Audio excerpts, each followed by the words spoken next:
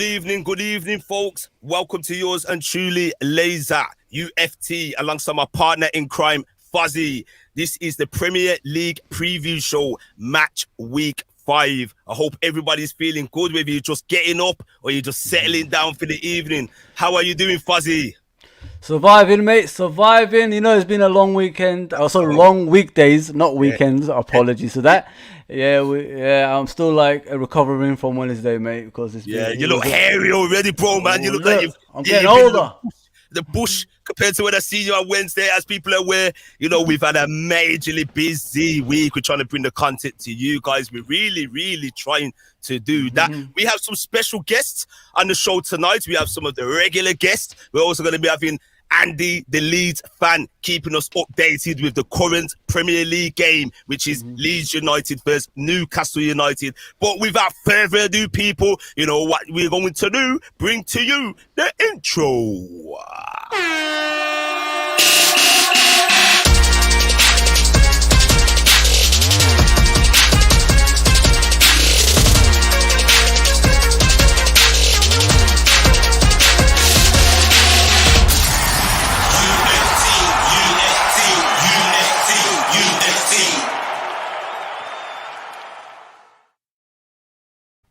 So, people, welcome back to Unscripted Football Talk, otherwise known as UF Talk. We have a few topics to touch upon tonight. It is Football Talk episode 2. We have a resident Patrick in the place. We have a newcomer, Tariq Talks, and Andy, the Leeds fan. Don't forget, people, please hit that like button and please get involved in the chat.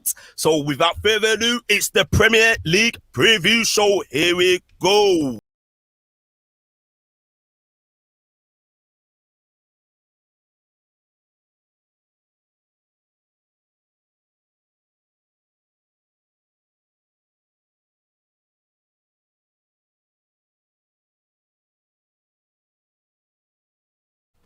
Yes, Fuzzy.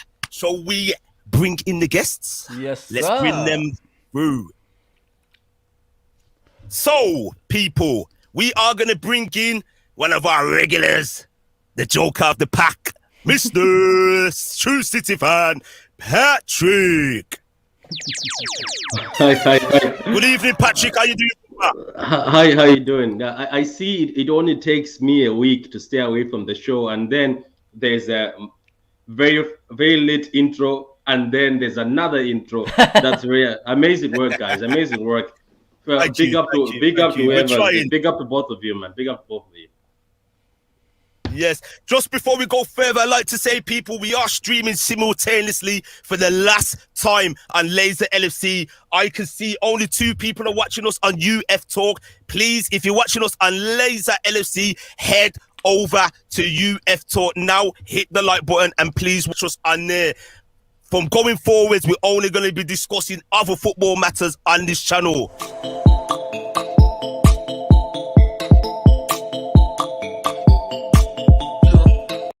So yes, people, please do that for me. But we have another guest making his debut on the channel. This guy is very knowledgeable in his football. He's an Arsenal fan as well. Please go easy on him in the comments and on the panel.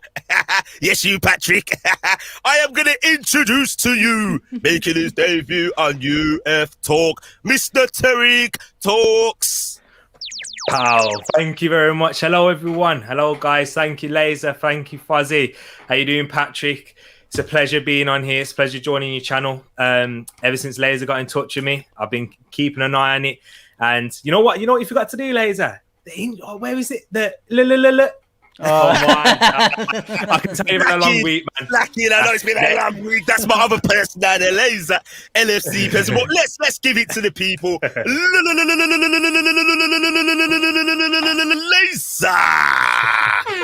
Yes, people, you know how we do. Even though I'm absolutely blitzed out of it, we're going to try and bring the energy to you. My partner in crime, Mr. Fuzzy knows. In the meantime, between time, we're going to bring to you Mr. Andy, the Leeds fan, and he is going to update us with the current Leeds United versus Newcastle United scores.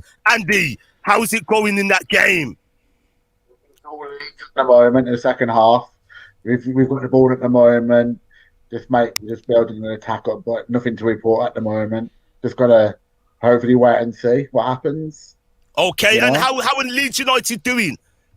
It's been mostly Leeds, to be fair, but Newcastle had the chance and it was a good goal from Maximin. The defense should have done a lot better, but it was a good goal. So 1-1 at the moment. Just gotta hopefully beat them. Leeds have got a very good track record against Newcastle as well. So I'm feeling confident that the boys can do it. Yes.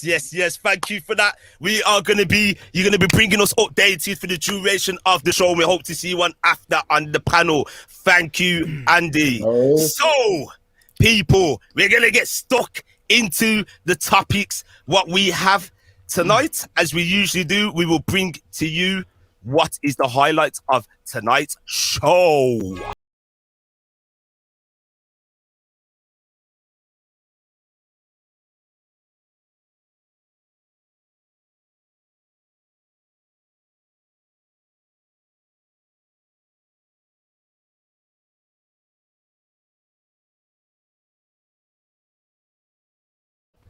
So yes, people, those are the topics, the main topics. We're going to also touch up on every Premier League team. We're going to have a recap from the previous round. Fozi, my partner, F to the O to the Z to the I. Fozi, can you do the honors for me and just touch up on some of the comments, bro? We have some early commenters today. Obviously, we've got Tariq's gang here. Yes, we've got Casper saying big up everyone, obviously. And we've got Mr. John Conway saying good evening, guys. The regular Mr. John Conway. Yes. And we've got obviously Casper saying, and now I am, what's it say? Bigging you up here, something like bigging you up here. Because he's meant to be here. Yourself. Yeah. That's Funny word, innit? That's what he's saying. Big up Tariq. You got your gang here, mate. They're all following you here, mate. What's going on? Yes, Tariq talks. Yeah. As I come across from Lazer, buzzing to see Tariq on this channel. Tariq fam. Yes. Tariq again. Tariq talk gang. I'm telling you, he's killing it already, man. He's only been here 5 minutes. He's more famous than us two. That's what he he brought the whole country. I'm telling you, mate. Tried to rep it today with the yellow and black. Love to see that. Showing the Emirates, showing the Arsenal some support. Before we go further, we're going to bring Andy with some more updates on the current Leeds versus Newcastle United game. Andy, what's the current situation in this game? I think it's just a couple of minutes ago had a shot, but nothing major. It's just comfortable save from Darlow in goal. It's still all Leeds in this second half at the moment, so hopefully we're going to continue to push on and get a goal. But nothing to report at the moment, bar that one shot that we had a couple of minutes ago. Okay, thank you very much, Andy. No worries. Okay, we'll see you shortly. So let's get stuck in. Lazer. Can you hear me? A bit louder, bro. Bit louder. Normally my volume is way too loud. Check 1 to the 2 to 2. Yes, Can you hear me now? Much better. I tried to lower it a little this week because I felt like I was overpowering last week. So trying to get the balance right. But anyway, people, we have Patrick. We have Tariq Talks. First appearance on the platform. We're going to get stuck into the topics. Big up to everybody that has joined us this evening and the usual gang. You know what to do. Smash that like button and subscribe to the channel. Yes, people. So, before we go into the topics, do we do a recap? Fozzy, do you want to do a recap from last week? Or should we leave that to later? Do you want to do that for us? Let's do that, I can share the screen. Yeah, go for it, bro. Yep. So just bear with me, people. Just bear with me. Okay. So, bear with me 1 second, people. This takes a bit of time. Okay, so there we have it. So we're going to start. We're going to do it the backwards way. We're going to start from the last game of the round. As you're aware, Everton 3, Burnley 1. Andy Townsend scoring, Andres Townsend, I should say, scoring an absolute peach of a goal. Fuzzy, do you want to take the reins for the rest for me, please? Yeah, let's do this, bro. Obviously, we got, Leeds and Liverpool. We watched that game. And unfortunately, obviously, Harvey Elliott has had an injury during that game. He had a dislocated ankle. He should recover as soon as possible as well. We won the game 3-0. But it was we was a dominant team and we deserved that win, 100%, bro. Yeah, it was a good victory, but it left a sour taste for all Liverpool fans with Harvey Elliott getting injured. To be fair, he was showing so much support for the footballing community. And then a surprise result of the weekend, Saturday lunchtime, Crystal Palace 3, Tottenham Hotspurs 0. You know, Espirito's first taste of defeat as Spurs manager. What was your thoughts on Palace, Fozi? Was you impressed with their display? I watched the game. I watched bits of it and that. Palace did play pretty well, to be fair. Even with 11 men, Tottenham had 11 men, they were still playing. They were doing their things, you know what I mean? Especially Zaha. Zaha on the left wing was just dominating the right back. It was like tit for tat, but he got the better of the right back eventually, and then he scored the penalty.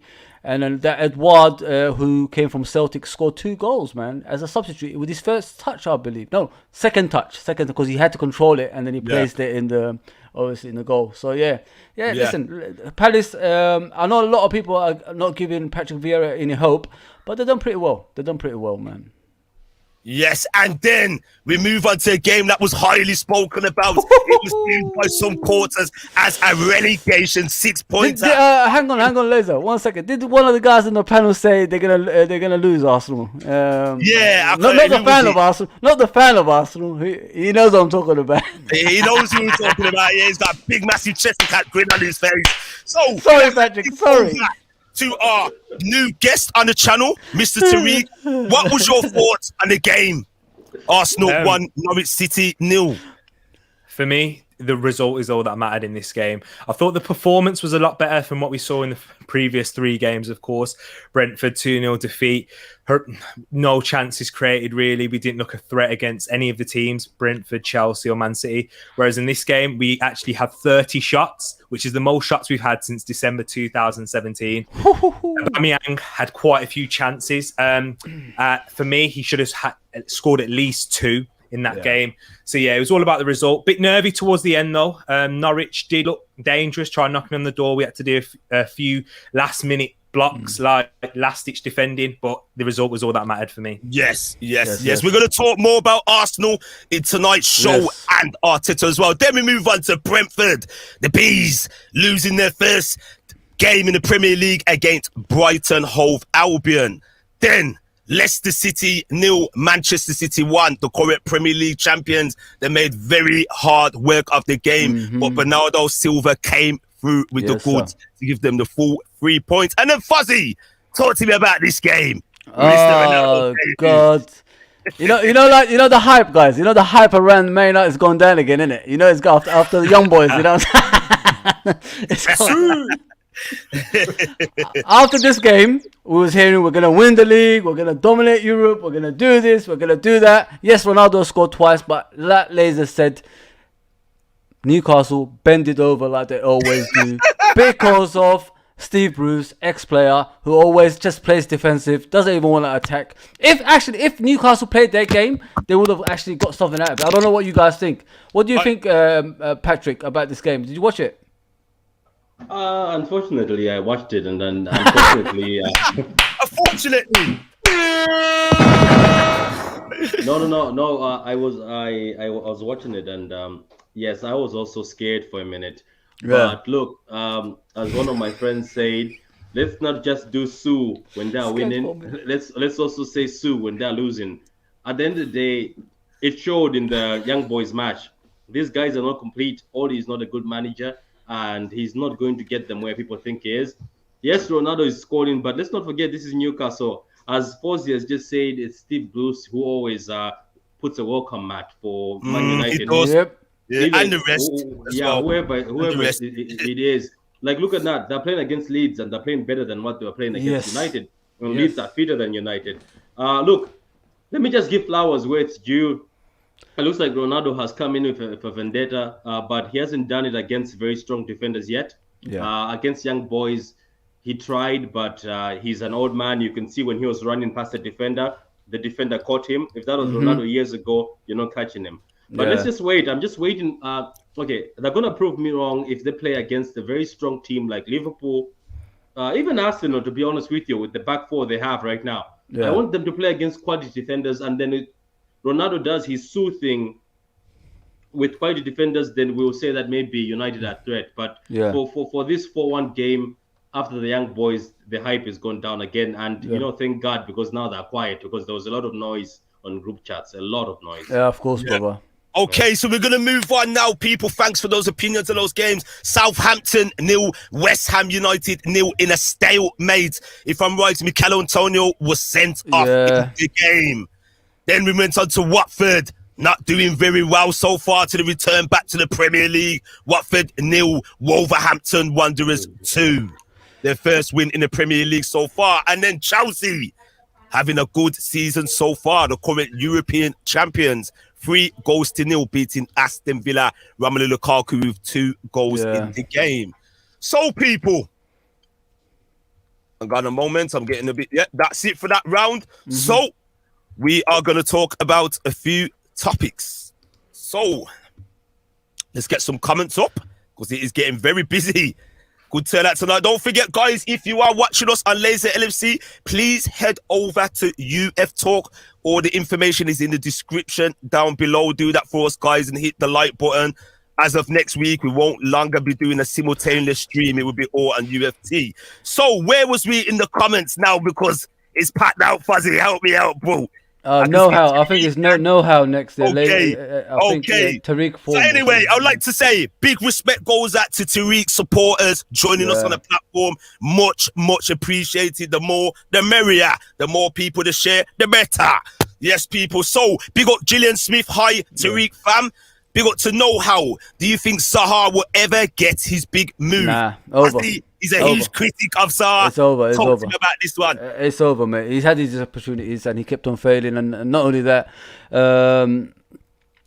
that's his level. I don't know about you guys, but I don't think Zaha can do better than what he's got now. I think that's his level, Crystal Palace. And if he goes to another team, it's going to be like start. I think, what was the other one? The one who went to Everton? The player that went to Everton? Balassi. Yeah. Balassi. Look, see, these kind of players, when they go to these clubs, look what happens. It's just going to be the same as that. So just, just stay at Palace, man. Don't go anywhere, man. Just stay there. That's harsh, that is. Big up to Frankie Ramon, regular viewer. Cooler, man. Big up to you, Frankie Ramon. Thanks for joining us. Big up to Tariq, Alicia. Thanks Tariq, my fellow Gooner, like Arsenal supporters in the RC. We're going to talk about your team tonight. That's 28 at least, this is what I can say. There's at least the Arsenal supporters are winning something this season. They're winning this comment section.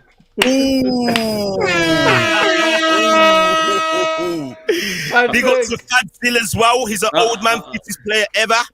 Fadzil, yeah. An old man that outscores Lukaku, Inter that won the Serie A. Crying emoji. While old man Ronaldo was struggling with Juventus. Ouch. So we're just going to scan through some of these comments. Big up to everybody getting involved, active in the chat. We're going to head back to Andy, the Leeds fan, with some more updates on the current game tonight. Andy, what's the situation? Leeds have just had a shot from Click, but it's simple save from the keeper. Also, Newcastle had a really good chance from Maximum as well, but the keeper made a strong save at the near post and nothing came from the corner. It's been, in the last 5 minutes or so, I'd say it's been very much Newcastle.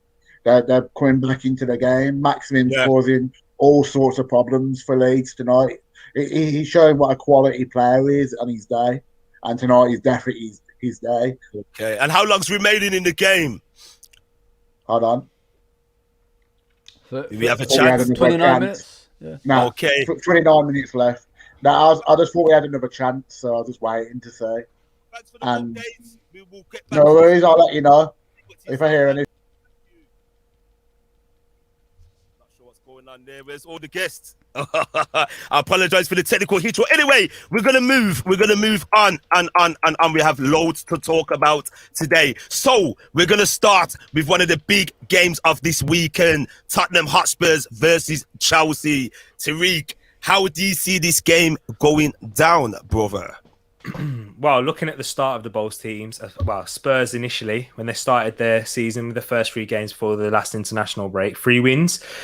I do think, though, it was a bit of, what would you call it, like a false storm, a red herring. tight because they did win. Yes, they beat Manchester City. Patrick, I did think they deserved that victory against you, and that's not only because Manchester City didn't really pose much of a threat. Other than that, I do think if you'd have played them now, then it's a completely different story. Against Wolves should have won, as we saw against Man United, if they'd take their chances.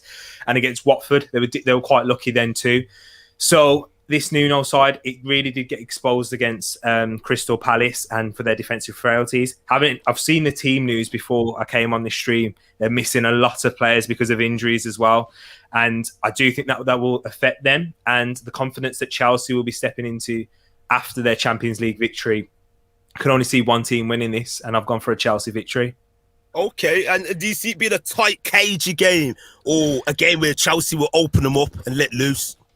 For me, definitely the tight and cagey, but that's mainly because of Nuno. Nuno doesn't really get battered. From what we've seen with him at Wolves, that pragmatic style, I do think that Chelsea will break them down, but even when that happens, you'll see that low block, trying to counter-attack, and I would give Tottenham more of a chance if they had Son, but because we're seeing what's happening with Nuno and Ndombele, he's not rating him. He doesn't fancy him, which is beyond me because I like those type of players, them enigmas, those eccentric characters who bring you something different. You see him yesterday. See the little back heel for the first goal against Rennes? See that? No one else in this it was amazing. Yeah. And for me, that's why he needs to play and they need more creativity. That three in midfield, what was it? Winks, Højbjerg, Skip. You got to be kidding me. There's a Premier League to try and create. Nah, but that's what Nuno does. And he's going to be relying on Kane to be a goal scorer and a creator. And he doesn't have Son to be the man in behind. So, I do think it'll be cagey, but Chelsea will take the victory in the end, overpowering. Lovely stuff, Tariq. Fuzzy, how do you see the game going down? Do you see it being a blockbuster game or a game that doesn't live up to the hype and potential it can be? The only hope I got for Spurs is being the home team. That's it, mate. Chelsea is just too good at the moment. Chelsea.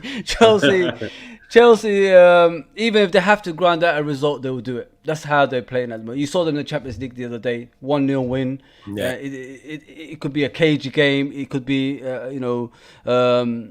a fast game. They'll still could play in different levels. You know what I mean? Because they got the players, they got the bench, they got the starting lineup. I could see Chelsea winning by 2-1 on this one. Probably Harry Kane will get a goal. That's about it, really, mate. Yeah. You know what? A lot of people are writing us Spurs. I remember the opening game of the season, and everyone was saying Manchester City are going to batter them, and we've seen Spurs come out the victors. I've got faith in Spurs doing something to Chelsea. I think this is where Chelsea are going to come unstuck.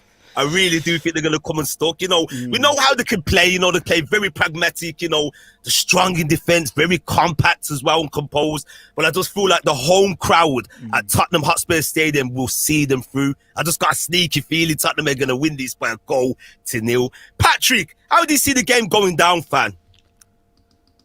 Spurs versus Chelsea this weekend. Lazer. You know what? Fair play to you, Lazer. You've given them hope, but after what Eric just said, that team is injured, man. I think Son is the most important player in that team. I think they need Son more than they need Kane.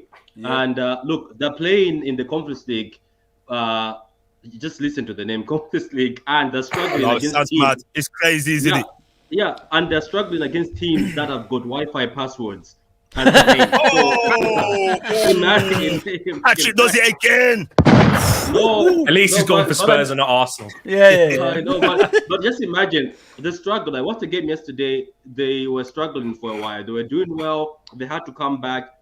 But against Chelsea, if Chelsea are on it, tomorrow might be a day when a long day. Nuno is going to feel the pressure. If maybe he doesn't pack the bus and lock up and decides to play football with Chelsea, I think it's going to be bad for them because, trust me, I never thought I'll say this, but Son seems to be the key. Son seems to be the key at that team. Yeah. And Harry Kane, I'm sorry, it looks like the guy wanted to leave. He still wants to leave. He wants out. He wants out. Man. Yeah. And I believe it's going to happen still.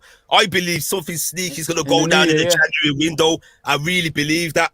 And I think he's going to go. When you look at him, he just looks sullen, long-faced, almost like he's held to ransom, you know. But he's it's like what I'm doing. Like, what am I doing here? You know what I mean? That's what it is. And he's a player that deserves to win, you know, top honors. I don't want to see it happen at your team, though, Patrick. You know, but let's be honest, he's a very, very good player. We're gonna get to some comments now before we move on, because it's quite busy tonight.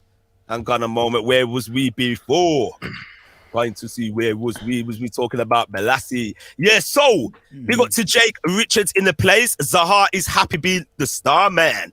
Big up to Tisha M. Balassi was a one-trick pony. Zaha is legit and is definitely a player that could easily play for a team pushing from 7th to 10th in the league. Respect to the man. Now, Tisha M, what Fuzzy was alluding to, for me, I believe he could have made that move maybe 2 seasons ago. I wouldn't say the boat has sailed away, that ship has sailed, because it's never too late.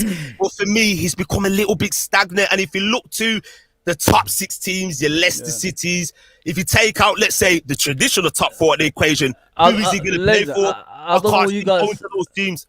Lazer, I don't know what you guys think, but in my opinion, from what I've seen, he used to be more consistent than he is now. He's not consistent anymore. He only puts it on and off. Am I right, guys, or am I wrong here? He ain't consistent anymore. You are. Attitude. Attitude also. He's the bad. I think he's not happy because apparently he wants to go to Arsenal. Then there was this talk about him going to Everton. Yeah. You know what I mean? And it didn't happen for whatever reason. It didn't happen. And he did have a good season, if I'm right, 18/19. You know, there was even some Liverpool fans saying we'll have him as like a Manny understudy. I remember hearing Liverpool fans saying that. And for me, he's regressed immensely. He's really regressed, man. And it's quite sad to see him. You know, I think for me personally, that move going to Manchester United all them years ago was way too soon. And sometimes that can stay with you as a player and haunt you. You can either grow from it and become better and kick on, or go backwards. And for me, he hasn't shown his full potential that he can achieve. Yeah. Anyway, so big up to This Is Football in the place. Get Patrick off the show. He says, big up to yourself, Hussein. Big up to Know How Again at Tishi, a team like Arsenal. And I'm going to get this correct today. Big up to Boba Frog. yes, Laser and F to the O to the Z to the I. Big up to the both of you. Thank you, guys. Thank you for joining us.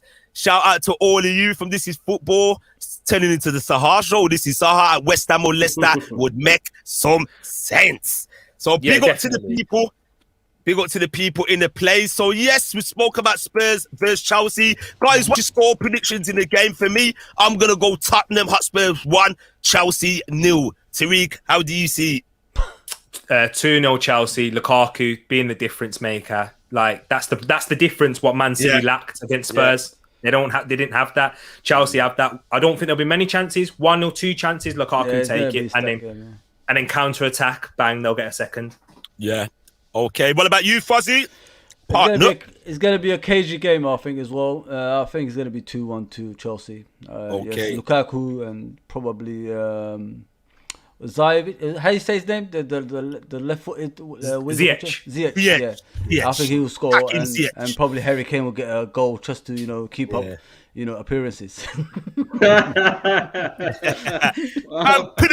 Patrick, how do you see it going down? For appearances, I think I'm gonna go with Fozi on this. I think it'll be a 2-1. There'll be a lot of back the bus football, so I think it's gonna be a 2-1. Harry Kane, of course, as Fozi says, he wants to make sure that his ticket box is saying I'm still scoring. So 2-1. Yo, Laser, Fuzzy, and Patrick. You know what we should do? Should get these predictions down and keep a little table. That's what I was going to do. We was going to do this. Yeah, there you go. I like what you're coming with already. So, people, before we move on to the next topic, we have to get a little promo in.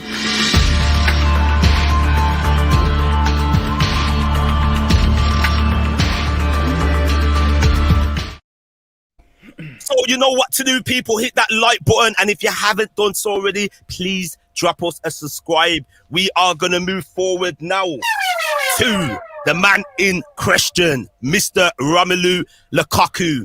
How is his impact for Chelsea so far? Fuzzy, do me the honors, please. Listen, it's his obviously first proper season with Chelsea after the first stint. I think it's just a honeymoon period. I don't think it's going to last as much as people think it is. I think he's going to probably decrease eventually. Don't get me wrong, Chelsea are doing pretty good with him at front. But we've seen this before, you know, with Lukaku. He's going to like burst into fire and then drift away afterwards when people find him back. That's what I think in a way. But you never know. He might do pretty well. And I think he made a good impact. But how long is it going to last? That's what I want to know. Yes, well said, Fozi. Thank you. What about yourself, Tariq? How do you see it going down? Lukaku's second return to Chelsea. You know, he's been round the block. You know, he had a great impact for West Bromwich Albion on loan. Then he went to Everton, scored plenty of goals there. And then it was time for him to make the step up, which he did, to Manchester United. He had a great first season for them. But under Mourinho, he regressed. You know, we went backwards and then he went to the Serie A with Inter Milan. Done a great job there. We know what Lukaku could do. Excellent for the international side, Belgium. He scores goals. Is he going to be great this time round for Chelsea? Is it going to work out? What do you think, Tariq? Yeah, definitely. And I actually disagree with Fozi. Quite like, I don't think he's going to have that that drop off anymore. He's a completely different, I wouldn't say completely, but he's still the same goal scorer that he was previously. Lukaku, even at Manchester United, he scored goals. He will always continue to score goals. But what is added to his game since Antonio Conte, really like, he was a diamond in the rough, but now he's shining and he's got that hold-up play, his team play. Was it for the Belgium in the Euros? That was when I really saw it for the first time. I was hearing a lot about it from Serie A. Can't lie, I wasn't watching too much of it last season because Premier League was hard enough to keep up. Fair play. But with his touch and link-up play now, it's a lot better. Not perfect. He's not, don't get me wrong, he's not Firmino in that. But he is a lot better at that game. And what is required from him at Chelsea, I don't think that he will be involved in the link-up too much, only for the counter-attacks. So I do see him scoring 20 to 25 goals in the Premier League. Yeah, I'm with you on that. You know, I have to disagree with you, Fuzzy. You know, a lot of people are writing him off. There's another half of people saying he's going to be top scorer. I actually think he's going to be Chelsea's saviour this season. They were lacking in goals, you know, from a centre-forward point of view. I think their top scorer last season was Jorginho, from the penalties mostly. It was like 6 goals. And that's a very, very weak return. I do think, you know, he's played his trade, he's paid his dues, and he's come back fresher, his mentality's better, his attitude's better. He knows what he's capable of. You know, he's been given an opportunity. Check 1, check 2. Yeah, push I'm not sure. I'm going to have to change my XLR cable. This is the same. Anyway, so yeah, we're going to move on to Patrick. Let's get your thoughts on Romelu Lukaku's impact so far and how will he do for the rest of the season, Patrick? It's good, but again, as I said, I'm still waiting for Ronaldo and Lukaku to play better defenders. Lukaku, unfortunately, even though he's improved in a few things, I think all of you can agree with me. The guy still can carry the ball. If you give him the ball away from the goal, somehow the ball gets stuck between his legs. I don't know when he's going to learn how to carry the ball. He did it against Arsenal when there was a counter, he failed. The ball went behind him. I don't know what he's doing. Liverpool as well. So he's going to have to learn how to, I think, carry the ball a bit. Like, learn how. Yeah, I think against Liverpool was one of the clips people were laughing at. But overall, let me give credit due where it's due. The guy was criticized. He's called Timberland, Team Boots. People saying he plays as if he's wearing jeans, skinny jeans or some jeans. And I know it's not me. I'm just saying what the streets were saying. So I know you're killing me, though. Word of the streets. Word of the streets. I'm pretty sure you heard about the Team Boots, right? You heard about the Team Boots thing, that he plays as if he's got Team Boots. His first game is bad, but I was impressed. I've seen him. He's improved. He's helped himself improve. He's 28 now, isn't he? So he's matured as a striker. Yeah, definitely. I think he's gonna bang in the goals now, but unfortunately, I still don't see him as. This is just me. I just still don't put him as one of the elite strikers. He has to convince you, innit? He has to convince you. I mean, that's why I said, like, it's the beginning of the season. Everybody can be the best at the beginning of the season. I want to see. It's a marathon, isn't it? I want to see when it goes further. How long can he last with this form? Because we've seen this before. We've seen this before, people. I mean, and yes, you play good in Italy, but what's Italian league to Premier League? It's night and day. Night and day. I just feel with Lukaku, when he's going to play the bulk of the cannon fodder, the lower teams, he's going to bang in the goals. I just really see, he's comfortable, the way how he plays off the shoulder, how he holds up the ball. I know what you're saying when he comes up across the elite defenders, your Van Dijks, Diaz's, etc., to name but a few. Is he going to do the job? We've already seen him play against Van Dijk and he had a torrid time, already. But I just feel like what Lukaku will bring to Chelsea will be enough. But overall, will it be enough to bring them the title? You just said Diaz. Patrick, let me ask you a question, mate. No joke. No. It's just a question. We're coming to Man City later on. Did I see Diaz as a captain and De Bruyne was on the pitch yesterday? Yes, you saw that. What happened? Look. For me, let me be honest with you, right? I said it before, and I know I was attacked. De Bruyne. Have you heard the man speak? Have you heard? Remember that clip where you said, "Let me speak"? That was his voice. Let me speak. Do you seriously want to be losing in a Champions League game and listen to this guy make a speech at halftime? No. Get the huddle around. Listen, everybody on the panel. Fozi and Tariq. I'm pretty sure you guys were watching Diaz. He was basically throwing his CV as captain last season. So when the vote came, apparently he was voted very highly. And look, I'm happy. He goes to everybody, gives you the high five. And I don't know if you've seen his talks at Benfica. At the age of 18, he was talking to people during the halftime. So look, it is what it is. A captain is not age. A captain is who you are as a character and what you can do. So De Bruyne, I'm sorry, I know he's one of the most skilled, but let's not just give him the band because he can ping passes. We need a character. So Diaz is a character. Wow. Yes, people. We're going to head over to Andy, the Leeds fan, with some more updates in the current game between Newcastle United and Leeds United. Andy, how's it going in the game? KG, Pat Bamford's had a little bit of a knock just now, so the physio and all that is on the pitch at the moment, just checking him out and that, but he should be all right. He also had a chance, but comfortable save for the keeper. It wasn't really a strong chance. He sort of just hit it and straight at him. And Maximin causing more problems again. Yeah, we had a shot just on the edge of the box and comfortable save for the keeper. Yeah, is there going to be a winner? Is there going to be a winner between any of the sides, or do you see this petering out as a draw? At the moment, I'm seeing it as a draw. There doesn't seem to be like a clear-cut chance that's like going to go in, and I do think it's going to be a draw. I hope I'm wrong though, but it's been a bit of a cagey second half as the half's gone on. All right, cheers, Andy. Special. We'll get back to you just before the full-time whistle. Thank you there, Andy. So, people, Romelu Lukaku has been the topic, and we are now going to move on to Arsenal again. Burnley versus Arsenal this weekend.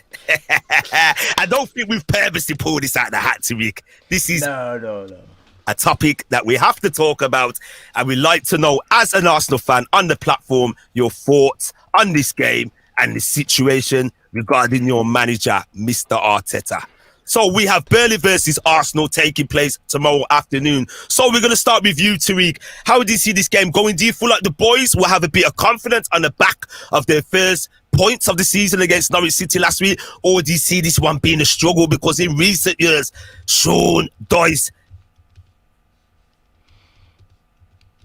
unlucky in getting the 3 points or even a draw, and one of your star players has come up with the goods in stoppage time. I think if I'm right, Sean Dyche did get a victory last season against Arsenal, first time in a while, if I'm correct. At the Emirates. At the Emirates Stadium, yes, it was a long time coming. So how do you see this game going down, Tariq?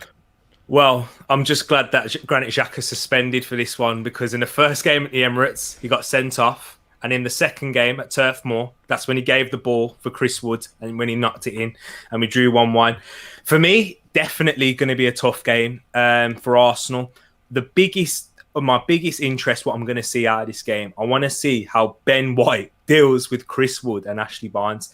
For me, I was talking about this in my preview. I said that I think that Ben White is going to struggle. But I'm not going to, like as you'll probably see many Arsenal fans on social media, like literally berate the guy and say, "Oh, he's crap, 50 million on this and that." If he struggles, because he's still 23, a young centre. Excuse me, Tariq.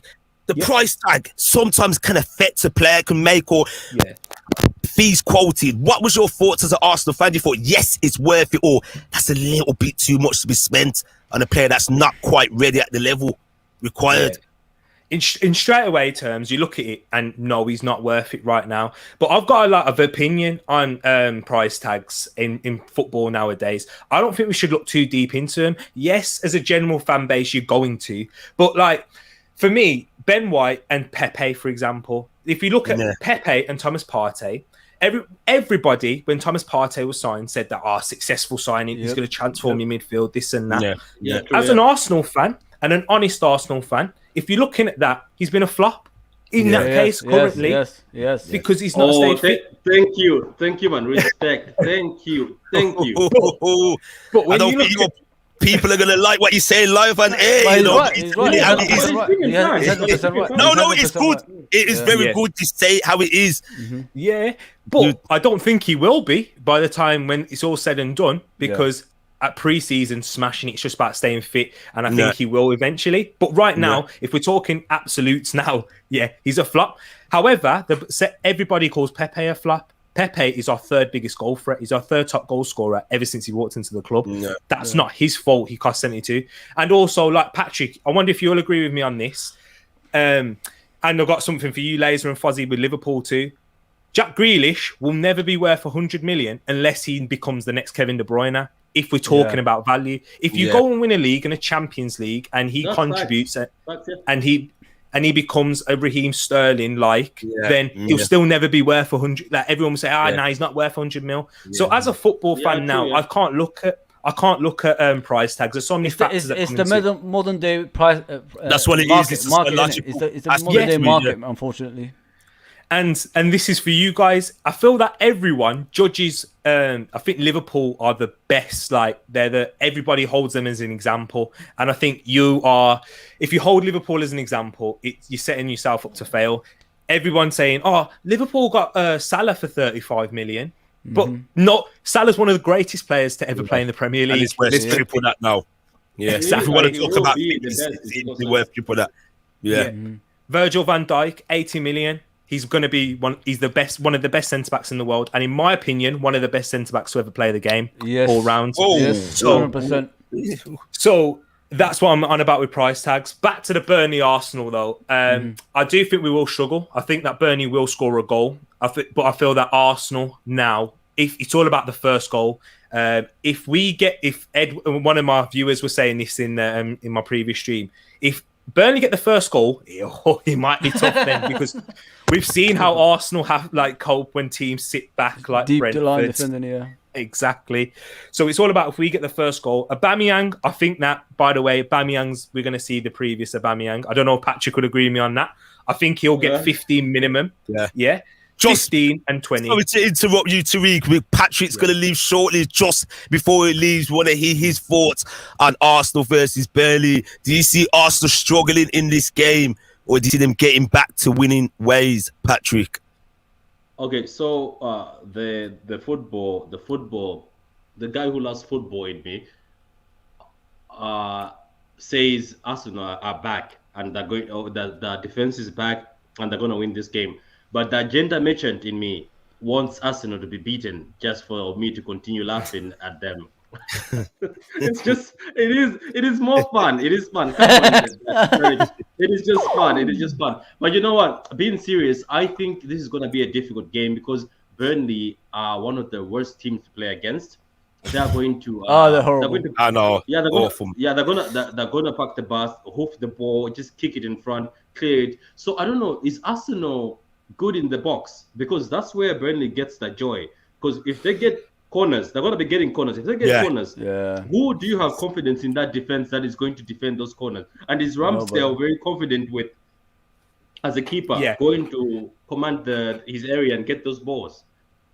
Well, for me, Tommy Yasu, our new signing, 6'2", very physically imposing. He plays at right back, but he can also play centre back as well. Gabriel's very good in the air. Did he score against Burnley? Was it Wolves in that game? I can't quite remember. However, Ramsdale, I have a lot more confidence in Ramsdale to claim crosses than Burn Leno. We've seen what Burn Leno's like from crosses. The man's a vampire. He hates crosses.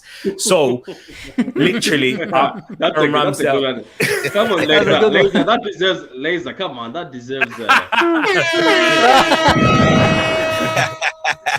But yeah, we have him.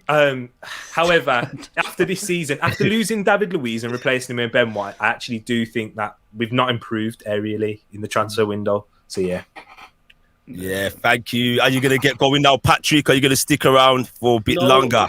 No, I have to daddy duties. Daddy issues. Papa Patrick. Yeah, but what I can make a promise though that starting from next week Friday, I'm going to be finishing off the shows, so I'll be with you guys all the time.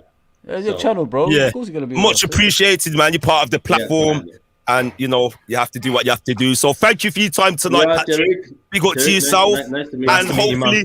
And I hope you come back next week miserable on the show and your team loses.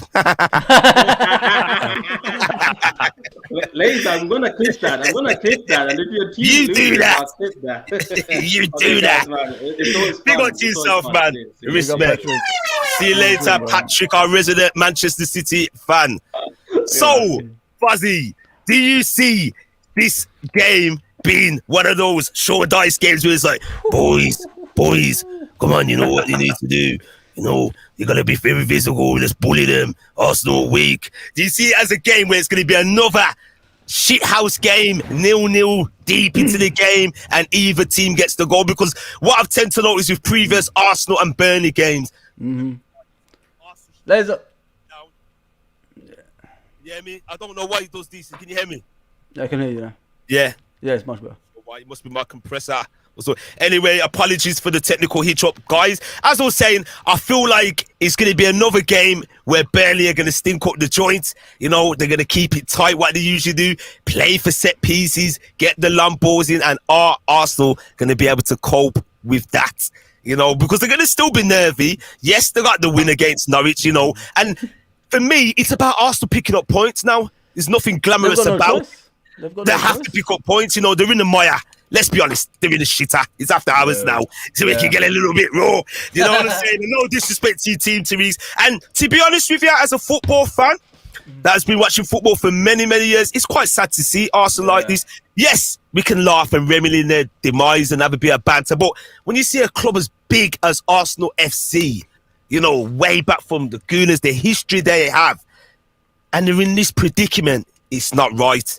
You know, and I know as an Arsenal fan deep down, it must be paining you, especially the last week, seeing the table, Tottenham at the top and you at the foot. That must be the stuff of nightmares, something you never, ever, ever thought you would see. So, Fuzzy, how do you see Sean Dyche causing trouble for Arsenal, or do you see it being another one where sometimes Burnley just come up short and they look lost and devoid for ideas? God.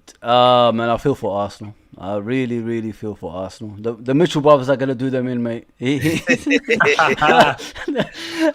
signed a new contract, don't forget. So the players are going to be up for it. Arsenal. It's sad to see you down there. But, you know, when we was down there, nobody felt sorry for us either. So, you know, I'm kind of enjoying it. And, you know, kind of feeling sorry for them at the same time. Because they're better than this, innit? Let's be honest. Arsenal are much better than this. And they're one of the biggest clubs. They've never been relegated either. And seeing them like 2 seasons in a row in the bottom half, it's not a nice sight. But I'm sure they'll find their way back to the top half of the table. But I got a feeling this Burnley game, Burnley's going to beat them, and then they're probably going to go back down to the bottom 3. I could see like a 2-0 win, man. I can't even see Arsenal scoring. Normally I give Arsenal hope because they got Aubameyang, but where has Aubameyang been since he signed the contract? You know what I mean? We're still obviously he scored the last game, whatever, but it's not the Aubameyang we know. The pace is gone, and it's just the battle of the midfield, and there's going to be a battle of like Woods and Barnes and whoever plays up front with Woods. You know what I mean? That's how it is with Burley. It's a wrestling game, and they're more or less they win their battles when they're at home anyway. But yeah, Arsenal, I'm sorry, man, 2-0 win to Burnley tomorrow. Tomorrow, I feel, you know, I find it very hard to envisage Burley scoring 2 goals. I just can't see it. Can't. You know, 2 goals against Arsenal, they'll have to have a very stormer of a game, and I could only see that coming Is it from set pieces? set pieces, yes, set pieces, corners, free but that's what I'm kicks, looking for. or Because you know, penalty. you look at Arsenal's backline, like Tariq said, they're short. You know what I mean? They're not even that Yeah, big. You know what I mean? very short at the moment. Me and Lazer spoke about Arsenal before in depth before Tariq, and I said the reason Arsenal are where they are at the moment is because they stepped away from what they are really good at, which is hard working, big men. You know, like it was a proper men football you guys had, like you know, tall guys and all that stuff.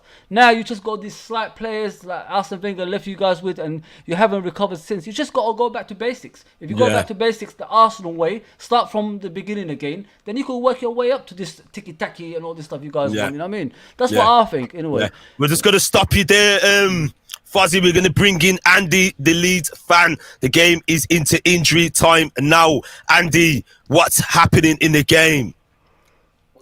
Maxim's had a chance or so, but a good save with the keeper. But other than that, it's just been just cagey, and it's been a bit disappointing.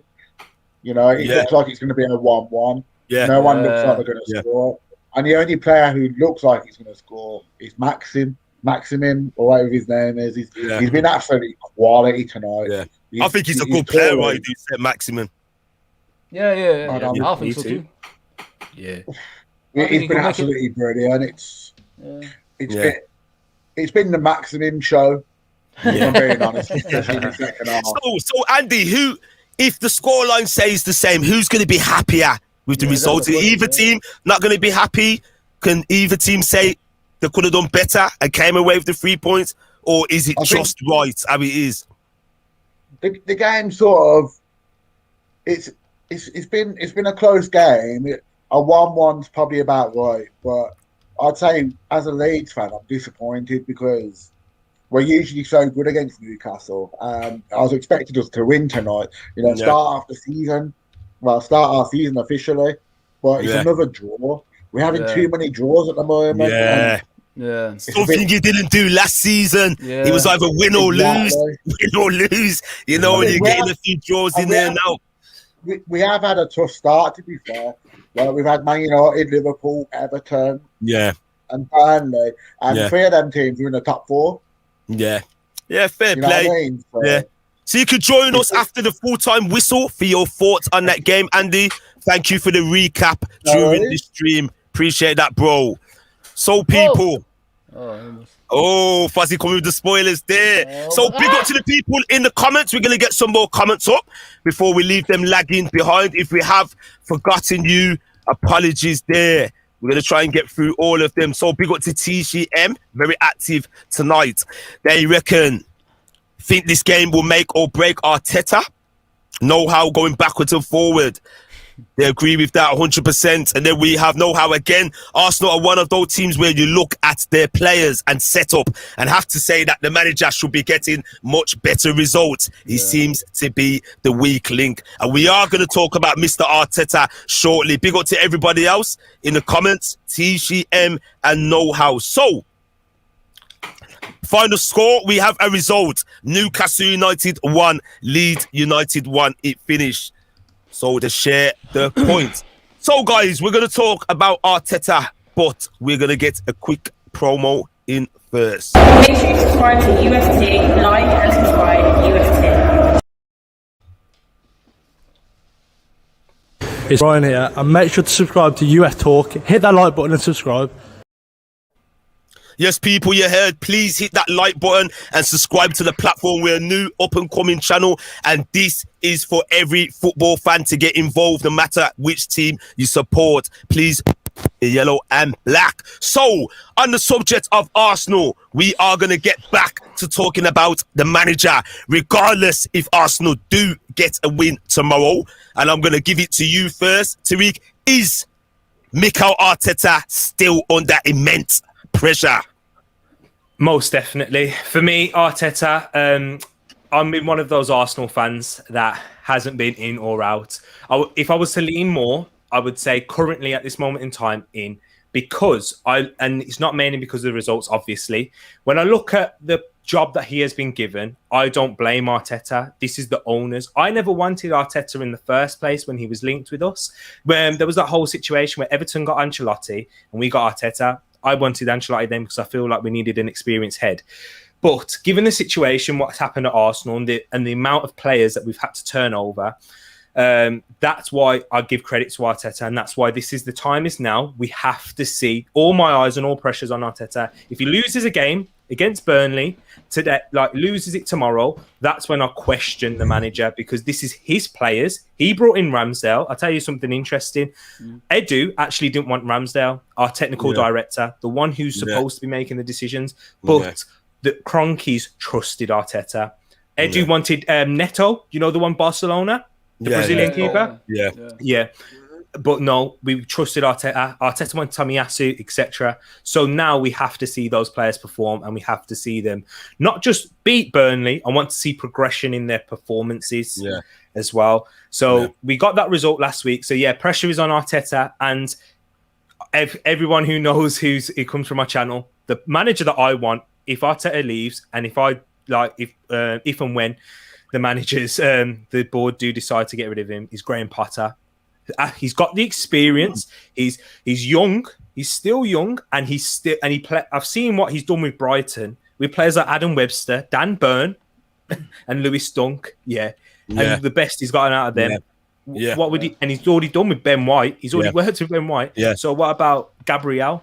On the subject of Graham Potter, I believe he doesn't get the plaudits he deserves, and the reason is simple. He's British. That's what the reason is for me. If he was a Spanish continental type manager, he would have got much more plaudits. It's like David Moyes and Pellegrini, isn't it? That's what it is. Everybody wanted Pellegrini. That failed. You know what I mean? Sometimes it shows when you got money, you could do a miracle. But when you haven't got money, you're the lowest of the low. So what did West Ham do? They went back to Moyes. That's how it is, mate. Went full circle and came back around again. So, Tariq, going back on Arteta, let's cast it back to 18 months ago. When you heard the news that he was going to become the manager for Arsenal, what was your initial thoughts? Did you think, okay, he's going to bring a style of football similar to what Pep Guardiola instills in Manchester City, or is this a bit too soon? What was your initial thoughts on hearing Arteta becoming a manager for Arsenal?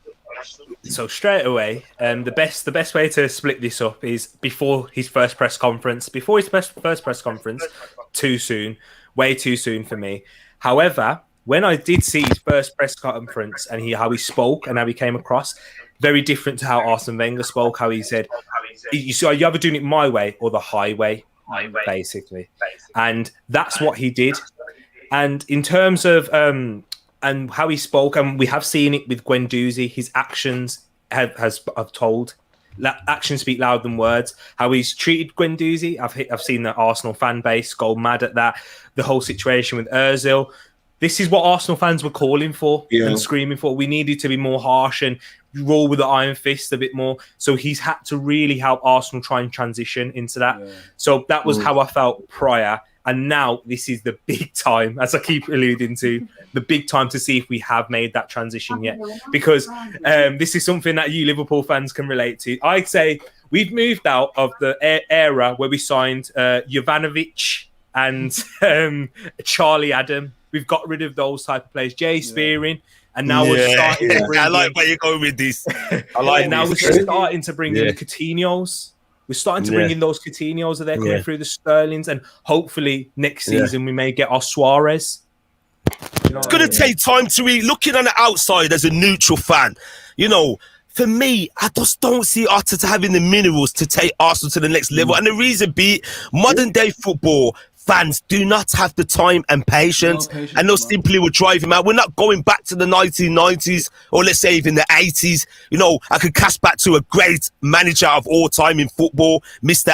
Sir Ferguson. You know, he was given 6 years to get it right at Manchester United. If you fast forward to this modern day, there's no way on earth he will be given that required time. So football's come a long way, and I feel with the advent of social media or the social channels involved as well, and we're talking about one of your biggest fan channels as well, that has an impact. I don't believe Arteta's going to get the required time. You can see what he's trying to implement. You can see it there, but I just feel, say, for me, the job came a little bit too soon, and he needed to cut his teeth elsewhere first before he jumped to the Arsenal job. You know, and I admire him for taking it on. You've got to admire a person that's going to say, you know what, I'm going to have huge balls here, and I'm going to try and do a job, you know, and make a name for myself. But sometimes it can make or break it, and he could end up failing. And I feel sad for him. You can see the strain on his face when you see him in the last 6 months. He looks like a dead man walking, Tariq. And I feel he's going to be one of the managerial casualties in the next few months, regardless if you win tomorrow. I really do believe it is a dead man walking. Yeah, I've got a question for you, but I want all three of you to answer this because, relating it back to that Liverpool point again, do you see him as more as the Brendan Rodgers, the someone who's built this now and ready to pass it on to a Jurgen Klopp type? Because I think it's closer to what he is. Yeah, I'm going to let Fozi or Andy take this one first. Go on, Andy. You want to say I don't think he's the Brendan Rodgers type, because even when Brendan Rodgers was at Liverpool, he was still a good manager. He nearly got them the Premier League title. You know what I mean? That's how good Brendan Rodgers was as a manager. But Arteta, he just seems like he seems better as like an assistant coach. He doesn't seem like a manager to me. He's not. That makes sense. He's won the FA Cup and that, but he seems more like an assistant manager. You need like a Conte, a Graham Potter, even Brendan Rodgers, for example. Do you know what I mean? Yeah. Brendan Rodgers would have been a good fit. Yeah, but it's the name. As Brendan Rodgers, why would you want to move sideways to Arsenal when you had a good project with Leicester? I understand where Tariq is coming from, like Brendan Rodgers and Arteta comparisons. The thing is with them two. The reason Arteta is still in the job is because he's won the FA Cup, isn't it? That's what's keeping him in the job. Let's just be honest here.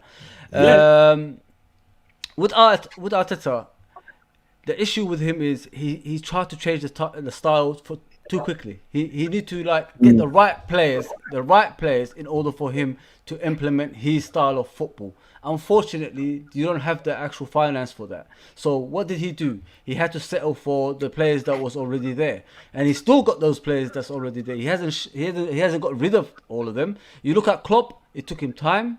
Get players in, and then he's got his own players there, as well as the good players we had previously as well. So that's why Fozzy, speaking about Jurgen Klopp, and this is not me saying it with my Liverpool hat on or Liverpool head. You could see what he was trying to implement from the get-go ever since that first game against Tottenham Hotspurs at the old White Hart Lane Stadium. If I'm right, it ended 0-0. You could see instantaneously what he was doing. I know what you're saying, bro. I understand what you're saying, but Jurgen Klopp had the right owners around him that was going to give him support. But what I'm trying to say, I know Tariq's compared them, with Brendan Rodgers. What I'm trying to say, for me, you can see similarities, but for me, he's a little bit weak. He lacks presence. He lacks authority. This is me looking. I know what you're saying. On the outside, yes, I 100% agree with what you're saying. And I feel for him. I really feel for him. I just feel he would have benefited from managing a team at the lower end of the table, or a championship team, or even a team abroad in one of the, let's say, a Belgium league or a lower French team. This is why a lot of Arsenal fans are still backing him, because they can see that he can do something if he had the right players around him. Yeah, the right personnel. But listen, the job was always too big for him. That's Arsenal Football Club for crying out loud. You don't come from an assistant to become, an Arsenal manager straight away. It takes you a while to get to these jobs. You got to be honest in that things. Of course. But he's been put in that place. Like Tariq said, you just got to give him the chance. You know what I mean? You just got to see where he can go if he gets his right players around him. That's what you got to see. Maybe he could shock us. You never know. We could come back to this video one day and say, see what we said? If he gets his right players around him and the right, ownership around him, look what he can do on the pitch. Listen, he's learned a lot from Pep Guardiola, but listen, I'm just worried about him because the owners ain't supporting him to what he wants. That's what happened. Look what happened in Lampard, though. He had the money to spend on that. I think it was over 200 million, if I'm correct. And they sacked him.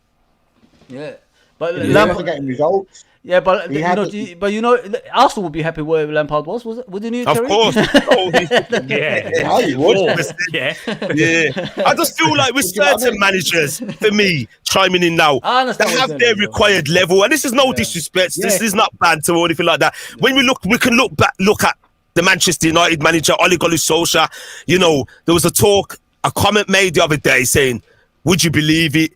a huge proportion of the fan base wants a manager out that's sitting top of the table with all the personnel they got. Yeah. For me, he's not cutting it. He leaves a lot to be desired. He's not good enough, man. He leaves, and you can see what Arteta's trying to do, and I just feel for me, I can't see him getting to that required level to take Arsenal back to the big time where they belong. I just don't see it. You know what it is, I guys? just don't see it, man. Sorry, Tariq. You know what it is with Ole Gunnar Solskjaer? The issue with him is, I don't think the players respect him as an experienced manager. You know, like if they would, like Fergie or Klopp or someone like that. Yeah, that's what or I think. Ancelotti or yeah, someone. because he calls these players Rashi and these things. Yeah. I mean, come on, man.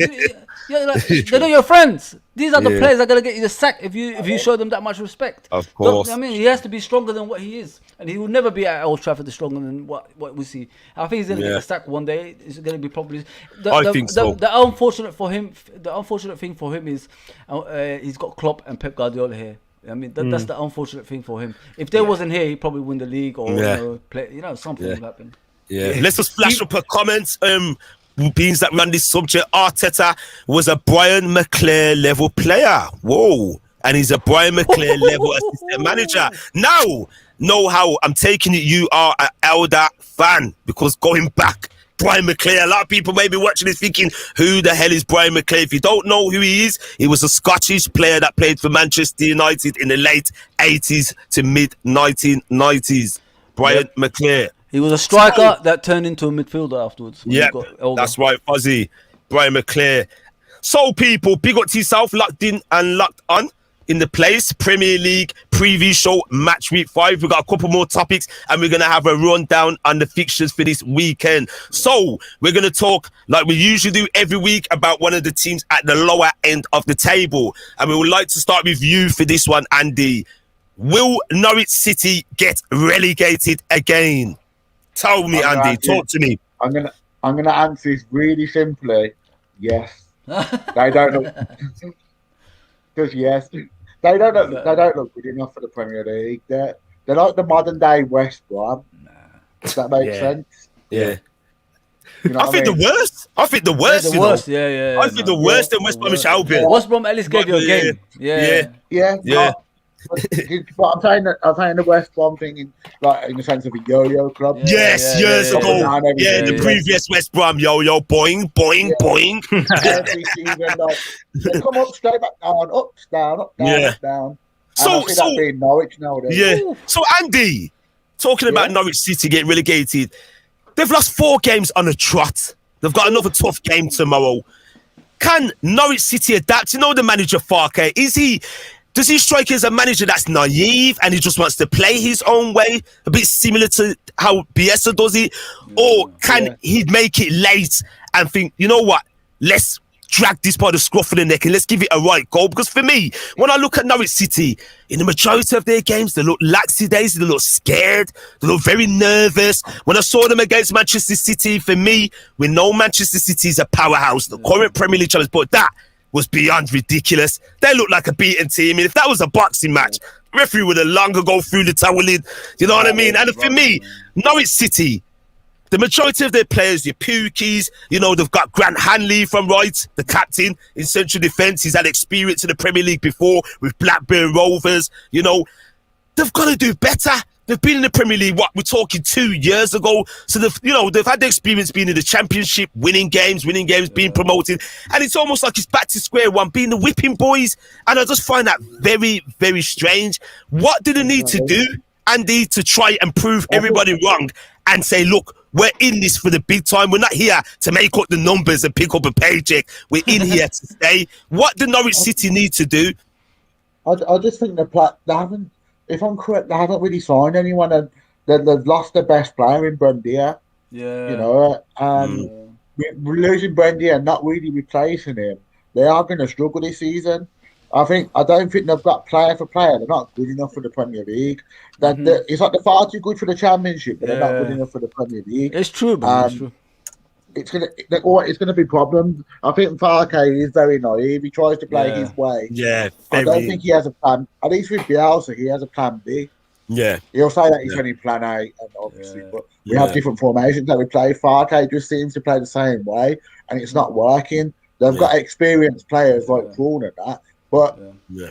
it's not the right experience. Kroll's a good goalkeeper, but he hasn't got a good team in front of him, so he's going to struggle. And I think Norwich will really struggle this season. They will. They haven't.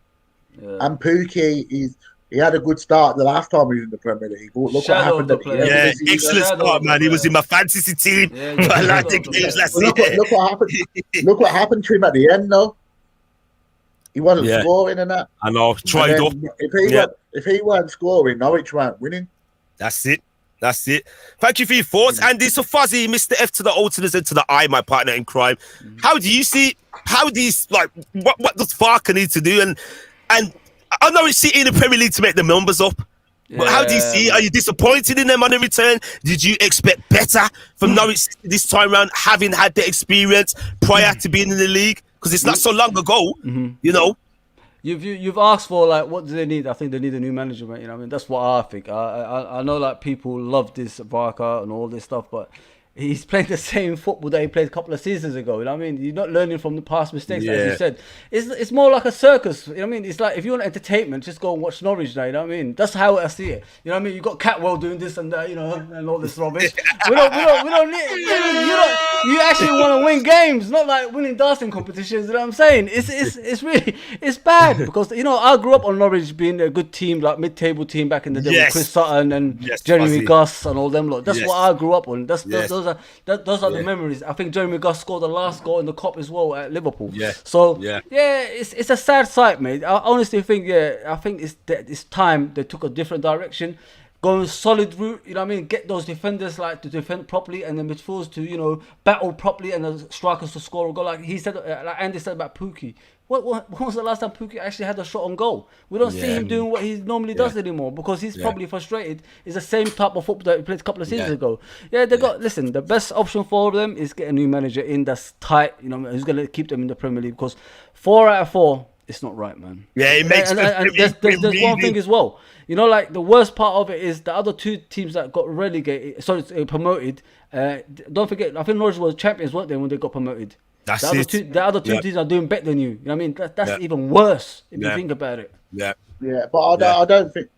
But I think Watford again that they don't look Premier League standard either. You know what I mean? All the teams that have come up. They'll change their manager tomorrow. Don't worry about that. Yeah. All the teams that have come up at championship level. Brentford will start faltering as well because they haven't signed anyone. Yeah, you know that they will struggle out one in the season. When Andy, at least they're trying in it. At least you can see they're trying for the manager. That's the best thing.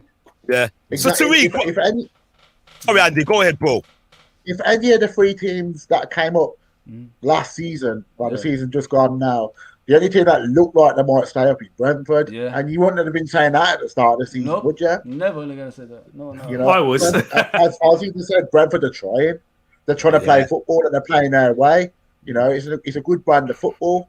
And you go to their stadium, it's going to be a difficult, small stadium, narrow pitch. It's going to be a difficult game for people. Yeah. You know, so Brentford could surprise people.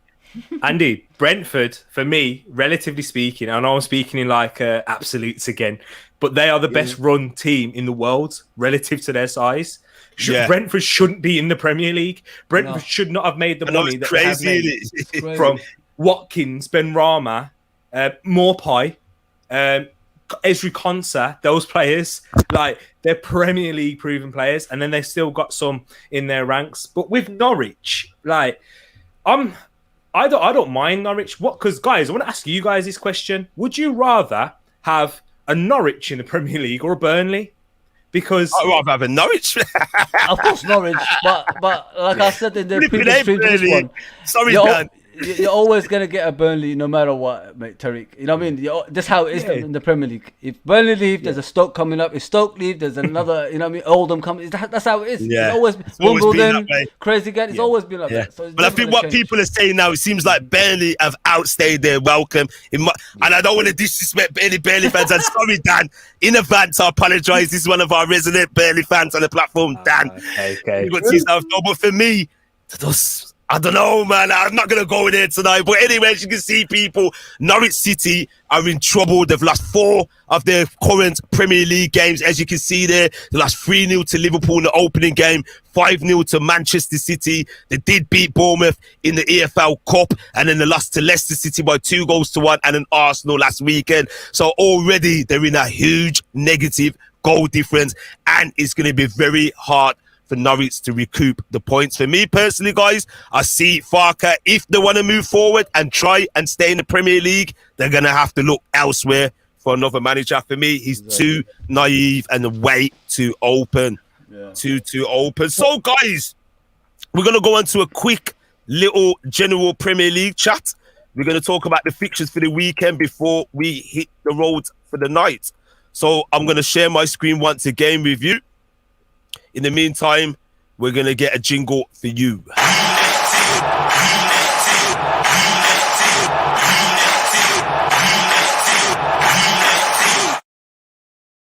Yes, people, UFT, you know what to do. Please hit that like button and please subscribe to the platform. So, people, it's the Premier League week results, well, fixtures, I should say, 5.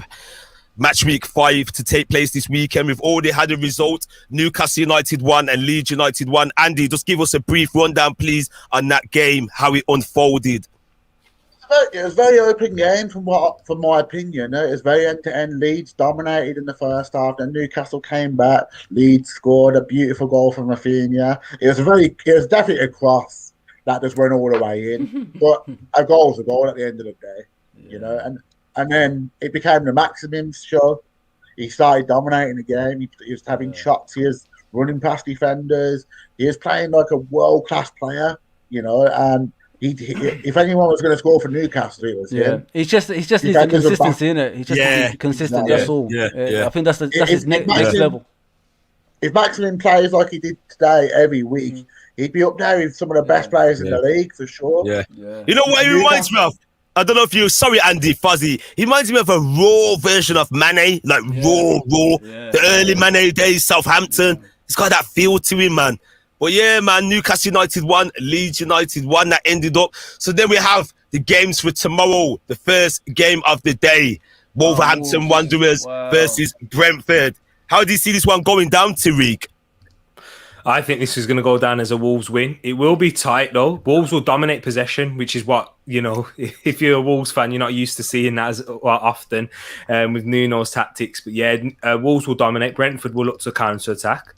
But now, this is where I think Raul will get his goal. And this is where it's going to roll and tick on for Wolves now. So yeah, Raul. And do you know what? Adama. Because speaking of St. Maximin, Adama's the exact same in terms of consistency. Needs to show that. If they had a consistent end product, Adama would be one of the best players in the world, just like St. Maximin. So yeah, I've gone for a 2-0 win towards me. Yeah, fair dues. And then we move on to Burley versus Arsenal. We already covered that one already. And then Liverpool versus Crystal Palace at 3 p.m. Fuzzy, how do you see this one going down? Are Crystal Palace going to make a game of it for Liverpool, or Liverpool going to run out easy victors? This is the time Zaha turns up, isn't it? It's gonna be yes. So it's gonna be a tough game. It's always been at Anfield. No matter who the manager, Allardyce, Hodgson, it doesn't really matter who the manager is. They always do well at Anfield for some reason. But yeah, I can see us winning this game. I think the big guns are gonna come back for this as well. Van Dijk has to come back after that defensive performance we saw the other day, Lazer. And Thiago's gonna come back in as well. So I could see obviously us dominating possession more.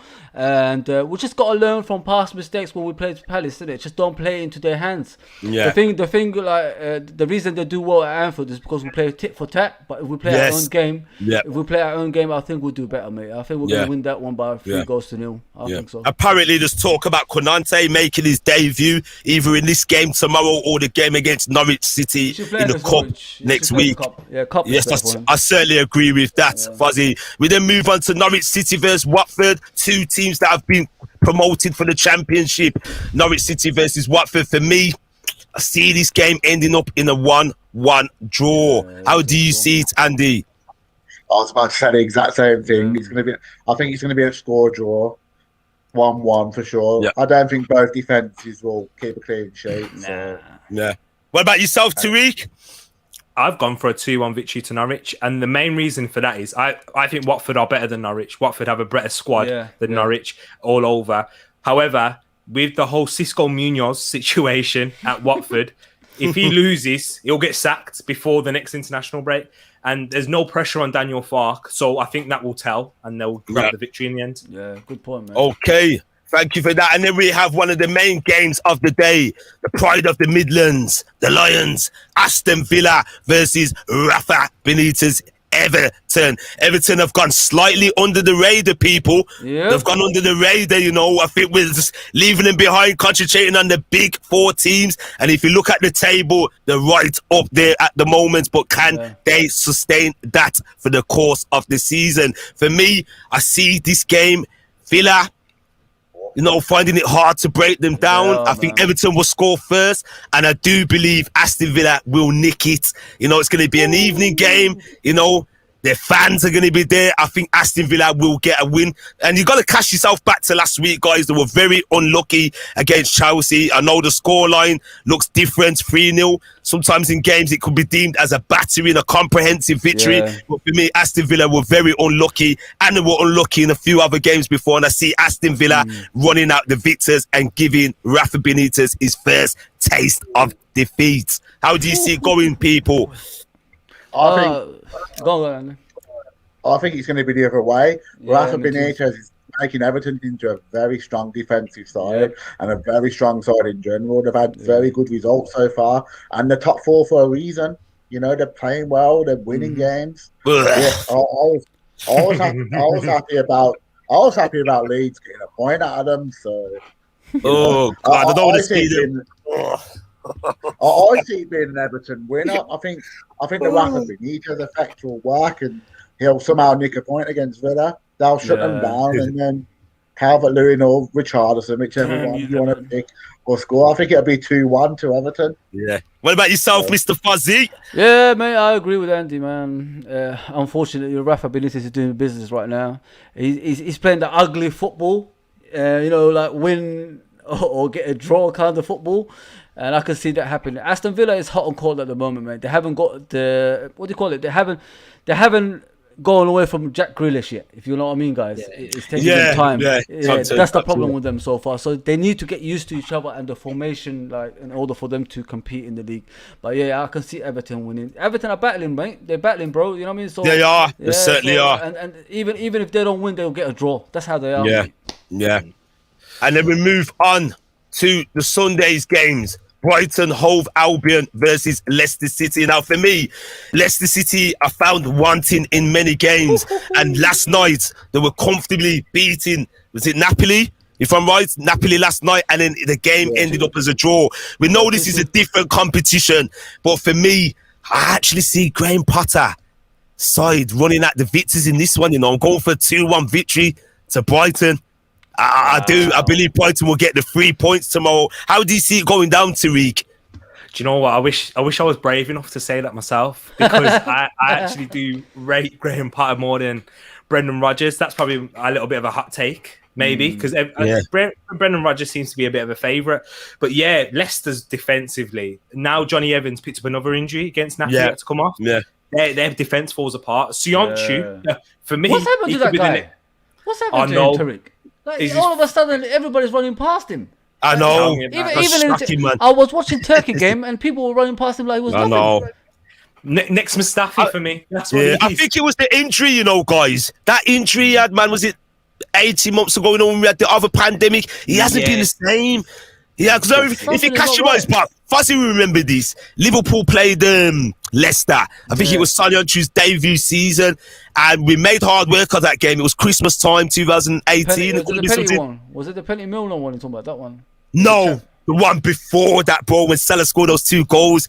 And he actually outpaced Salah. He put the burners on, and everyone was like, oh my God, who is this guy? He was relatively unknown at the time then. But for me, he's regressed a bit, man. There's something not quite right with him. He loses his head in crucial moments in games. If you tend to notice, man, he lacks that maturity and that leadership qualities. I see the game personally being a very entertaining game, because Brighton under Graham Potter play very good football. They do. I like them play. I like to see them play. There's many games I've seen them, and I think, wow, they look like a top team, but they haven't got the right personnel. They're lacking up top, you know, to get the results and finish, you know. And in a lot of games, they've been very unlucky, you know. So I think this game's going to be entertaining. Quite a lot of shots, you know. I think Brighton will have the majority of the possession, and I say Brighton will end up the victors in this one. What about yourself, Andy? Please.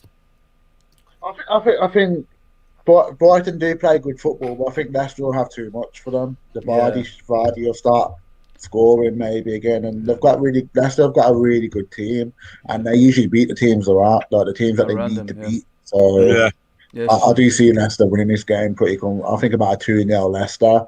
I don't really trust the Brighton strike force, you know, against us.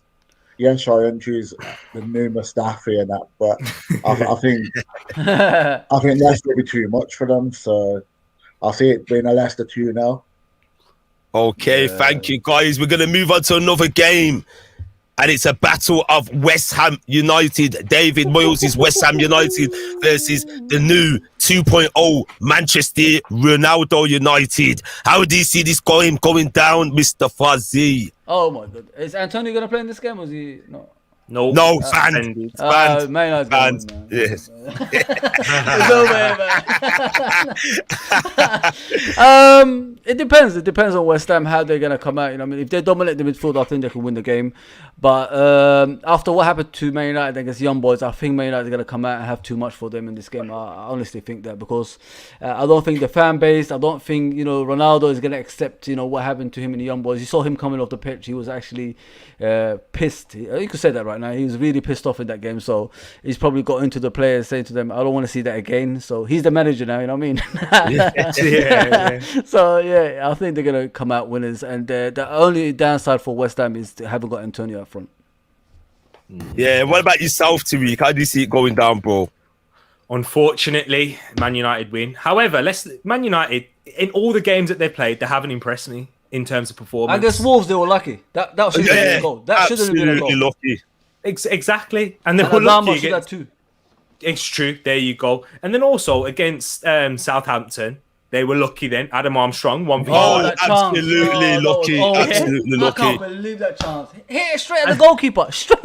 Exactly. That's what I'm saying. So Man United have not impressed me at all in terms of their performance, but they're just over West Ham. West Ham don't have Antonio, and they don't have a backup striker. I was saying, and I've been saying it for a while, Sebastian Haller, they should have kept him only because they didn't have a backup. Not because of, he's just scored 4 goals in the Champions League. Like, I'm going to be reactionary. Nah, not at all. You don't get rid of a striker and when you got no backup.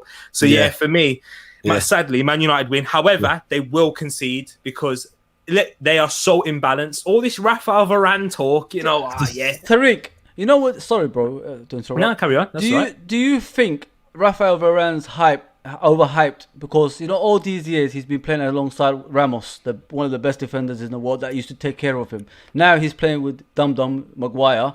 He's getting fanned out by a lot of people. He ain't as high profile as he's supposed to be. Do you think that? Yes. Definitely, because this is the thing, like with centre backs, and what people need to remember is, if I compare it to you guys again, Virgil van Dijk and Joel Matip. Joel Matip was a good defender before Virgil came. I remember, you looked good when Joel Matip was playing, but you weren't solid. And that is exactly what I see from Rafael Varane. He's not a leader. People need to know that. He's had Ramos next to him all these years, and John Stones, Ruben Dias. Look at the levels that John Stones has gone when you have a proper centre back. So Varane has been overrated and overhyped in that sense. And when you have a midfield that Man United have, where you're going to be run up against like Ben Rama, Bowen, Fornals, Lanzini, Vlasic, they're going to cause problems. But I just don't think they have the ruthless edge without Antonio. So don't get me wrong, though. Don't get me wrong, Liz. I still want West Ham to win. Don't get me wrong. Of course we do.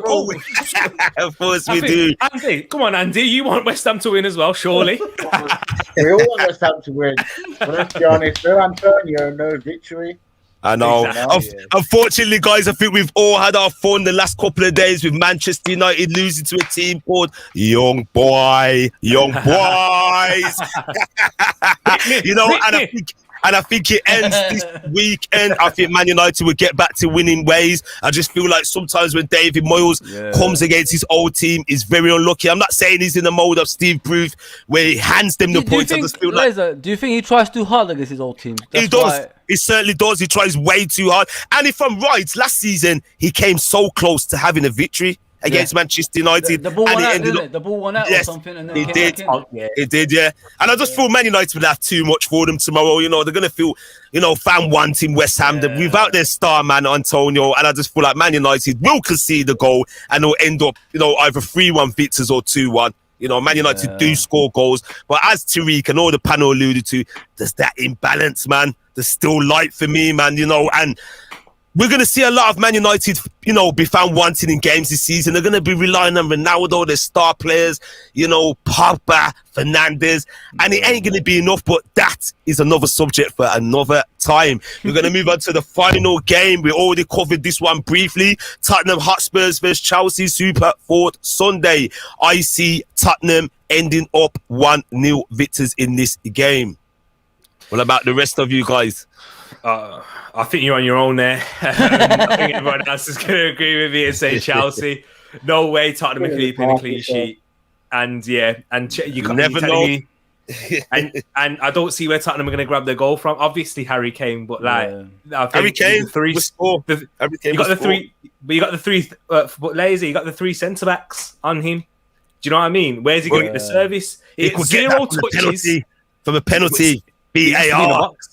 0 touches in the box against Crystal Palace. 0 touches. I know, it was bad. It was bad. It was bad. Oh, Chelsea. I feel Nuno Espirito is going to stifle Chelsea. I do. I think we're going to be for a shock. Everyone say Chelsea are going to run out rampant victors. I think it's either going to be a close game. I really do, guys. I know where you're coming from, Lazer, but this Chelsea can grind that freaking results, mate. I'm telling you. We know this. Pissing me off. It was pissing me off. When a team gets complacent, and this is the thing, Chelsea at the moment are on top of the world, European champions, probably soon to be world club champions, you know, and sometimes underestimating the opposition gets you in the shitter. And I just feel like it's going to be a game where Chelsea might have a torrid time. Lukaku may be trying a bit too hard. They can't get any joy. And I feel like Spurs will get their goal for a bit of luck. I hope so, maybe. And we all hope so, because Chelsea need to lose some points. What about yourself, Andy? What about yourself, Paul? I think it's gonna. I think Lukaku is going to be too much for Tottenham. Lukaku at the moment, I think he scored 4 goals in 4 games. Yeah, including Europe. Exactly. Lukaku's on form, and I think Lukaku's going to be too much for Tottenham. You know, if Tottenham scored, but you got to think Tottenham have got Son and Kane. There's no Son in it. Son's not playing. No Son this weekend. Yeah, he's out. Chelsea are winning then. I think it'll be a 1-0. I think it'll be a 1-0 Chelsea. Let's get to some quick comments. Big up to Fadzil. He predicts Spurs 1, Chelsea 1. Tishi, don't sleep on Nuno. He can make any game ugly. The show's still on. Yes, we are still going strong. An hour and a half running. So yes, people, we're going to wrap up now for the Premier League show. Before we go, we're just going to get our brand new guest to talk to the people and tell them where you can find him. So Tariq, tell the people where they can find you. Yeah, so guys, thank you for letting me come on, Lazer and Foz, man, and nice to meet you, Andy and Patrick. But yeah, you can find me at Tariq Talks right there. You should be able to type it in and you'll see TEREAK, all on the socials as well. So yeah, thank you. Yes, big up to yourself, Tariq Talks. It's a pleasure to have you on. Pleasure, and we hope to see much more of you, and all the best for your team tomorrow. And Mr. Andy, the Leeds fan, tell the people where they can start seeing you. Are you going to get them pages set up? Talk to the people, Andy. I'm going to get them pages set up, and it's going to be Andy, the Leeds fan. But if you want to follow me at the moment, it's Andrew is Awesome 2013. So you follow me on my Instagram. And soon I'll set up the official Andy, the Leeds fan Facebook and Instagram page. Yes, lovely stuff, Andy, man. It's a pleasure to have you on. What is it now? Your 3rd time on the show? And I really appreciate you watching the game and covering that in between moments. And my partner in crime, talk to the people and tell them what's next in store for UFT. Fuzzy, please, my partner. I'm going to be doing the Chelsea, so Tottenham and Chelsea game. So I'm going to be here on Sunday, hopefully, and I'm going to be doing obviously Liverpool and Crystal Palace tomorrow as well. So please join me on that. We've got a lot of stuff on this channel coming. We're going to have different guests in the future as well. So please tune into this channel. If you haven't subscribe. Please go to Lazer LFC. Please go to LFC Rest Forever channel as well. We're going to keep going. That's what we're going to do. We're going to keep on going on these channels, man. And with your help, we could get to the promised land. So please subscribe, like, share, everything. That's, all the good stuff. Yes, Fuzzy, and big up to all the people, big up to all our guests as well, all the people in the comments. We do respect that. Big up to Alicia McLean, big man like Tariq, the big man like Tariq. Oh, yes, Tariq, big up to yourself, and thank you for bringing the people along. We do appreciate that. As Fuzzy was saying, just share the platform and get involved. Feel free to send us a message and you can get involved and have your say on the channel. So that wraps it up for tonight's show, the Premier League match week 5. Please join us next week again. Stay tuned to the socials, as Fuzzy alluded to, for more information and updates. So, people, if you're just waking up, have a good day on the other side of the pond. If you're just going to bed, have a good night's sleep. If you're ready to do a graveyard shift, well, good luck to you. Until the next time, people, peace. I'm out of here.